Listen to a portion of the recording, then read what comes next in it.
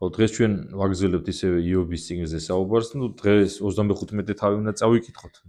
წავიკითხოთ ისევ ამბობ ახლა რა, წაკითხოთ, არ ვკითხულობთ, უბრალოდ ერთ თავარ თემას გამოყოფთ ამ თავიდან, ზოგადად ასეთი რაღაცა მოვისმინე საინტერესო ინფორმაცია,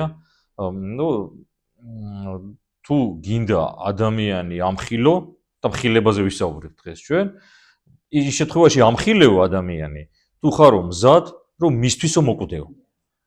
ან თუ შენ გინდა ახლა ზოგიერთებს უყვართ რომ ჩვენ ახლა ვინმეს კი არ განვიკითხავთ, ამხელთ ადამიანებს, ალბათ გაგიგიათ, ხო და მოკლედ ასეთი მოსაზრება, თუ შენ გინდა ადამიანის მხელ, თუ ამხელ ვიღაცას, მაშინ მზად უნდა იყო იმისთვის მოკვდეო რა. და სწორედ მხილებაზე ვისაუბროთ და არის მოსაზრება მამებში რომ თუ ადამიანს უნდა სწორად მიუდგეს მხილებას, ამ შემთხვევაში უნდა წაიკითხოსო იობის წიგნი, იმიტომ რომ ის მიდგომები, რომელი მიდგომებითაც მეგობრები იობს ესაუბრებიან, სწორედ გვაძლევს ჩვენ მაგალითს იმისა, თუ როგორ არ უნდა ვისაუბროთ, როგორ არ უნდა ვილაპარაკოთ, მოკლედ მეგობარი იქნება თუ ვინმე სხვაზე, ხო?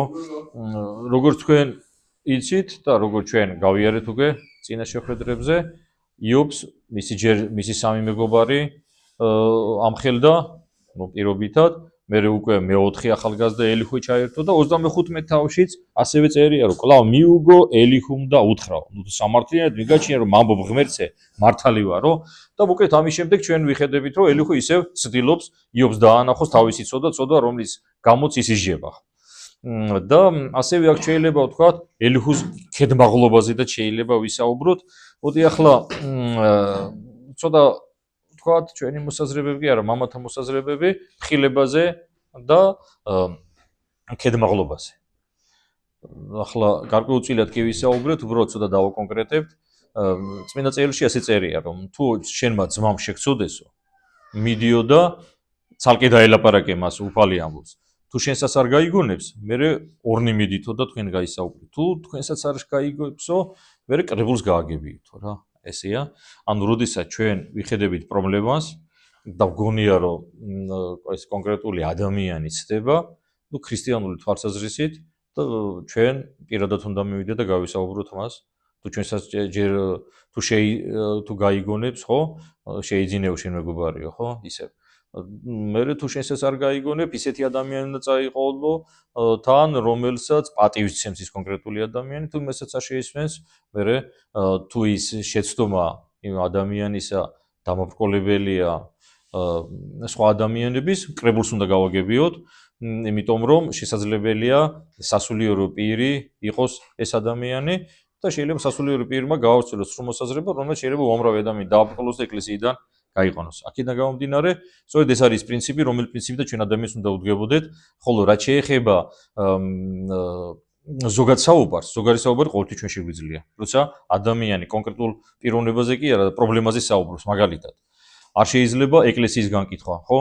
ჩვენ ვიხედებით ინტერნეტ სივრცეში, როგორ ცდილობენ ადამიანები მხილების, ესე იგი, მხილება უწოდონ ფაქტს და მოსაზრებას, რომელსაც რელიგიური თვალსაზრისით განკითხვა შეიძლება უწოდოთ, ხო?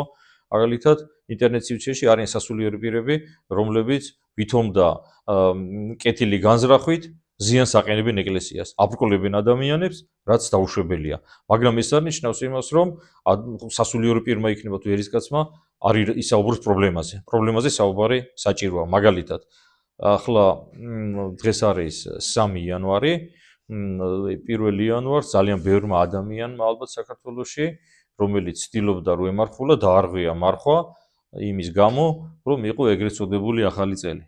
ხო ესე?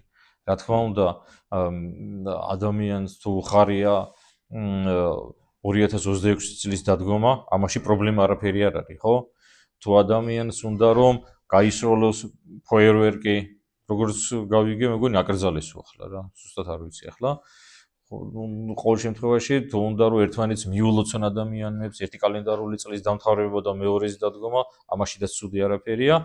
უბრალოდ ეს არ უნდა გადაიზარდოს ღრეობაში, სიმთვრალეში და რაღაცა კიდე სხვა უკუღმართობებში, რაც სამწუხაროდ ამ დღის აღნიშვნას თან ახლავს ხოლმე. თორე თუ ადამიანი ახლა მოკრძალებულად სუფრას გაშლის და ახლობლებთან ერთად აღნიშნავს, ამაში მე ჩემი აზრით არაფერი პრობლემა არ არის.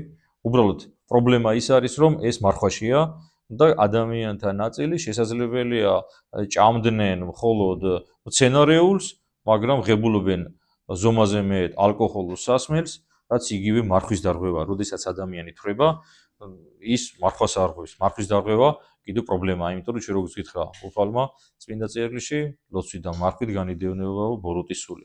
ადამიანი, რომელიც არღვევს მარხვას, ეს იქნება საჭმლით თუ საქციელით, ის აუცილებლად რაღაცა განსაცდელს დაიტეხს საკუთარ თავზე.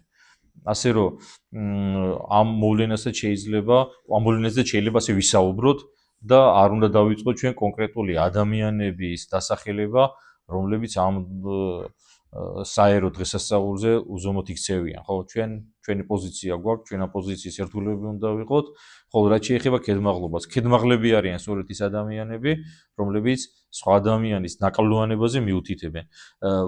სოდვაზე კი არ იწყებენ საუბარს, არამედ ადამიანის ნაკლოვანებაზე. ეს არის ქედმაღლობა. თორემ სოდვაზე უნდა ვისაუბროთ, ხმამაღლა უნდა ვისაუბროთ, უნდა ვეცადოთ ჩვენ თავში გამოვასწოროთ სოდვა და სხვა ადამიანებსაც თუ მათ სურვილი ექნებათ, მოუწოდეთ რომ სოდვიდან გამოვიდნენ.